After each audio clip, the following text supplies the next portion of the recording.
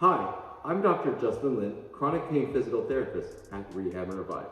Today's video is just something that makes me go, Today, medical providers are faced with interesting dilemmas.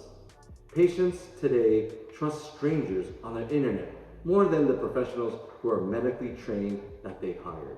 Pain right here on the inside of your knee. This is likely peasants turning bursitis. If you have chronic neck pain, you're always doing this. Here are 5 reasons why you have pain. If you've been experiencing chronic stomach pain that's like life-altering and doctors cannot figure out what's wrong with you, you might have what I have. This is one of the weirdest realities in healthcare.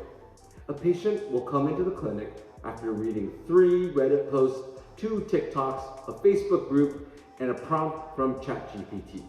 And then they challenge the person with thousands of actual patient encounters. Imagine hiring a lawyer for your case and then arguing with them using a comment section from Instagram. It makes no sense. Healthcare has basically become Yelp. People are shopping for diagnoses, not actual answers. If Dr. A says something they don't like, they leave a bad review. If Dr. B says something uncomfortable, they leave a bad review.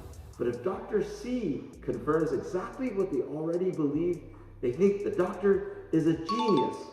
Sometimes people are not looking for expertise, they are looking for validation. The most dangerous patient isn't the uninformed patient, it's the half-informed patient. The uninformed patient asks genuine questions. The half-informed patient thinks they are asking questions when they are actually trying to give answers. The fully informed patient understands just how much they do not know. That is true medicine.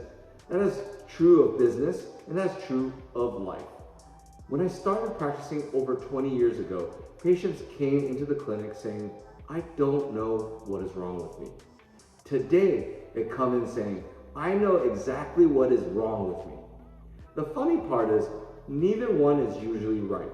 ChatGPT is a phenomenal research assistant, but it is a terrible substitute for clinical judgment. Because medicine isn't a trivia contest, it is pattern recognition. Here's a question nobody wants to ask. If AI already diagnosed you, if AI already told you what treatment you need, and if AI already explained why you are hurting, why are you paying a professional to evaluate you? Let us know your thoughts. Do you agree or disagree? Please like and subscribe because it generally helps us keep teaching you. I'm Dr. Lin, and remember, we heal smarter.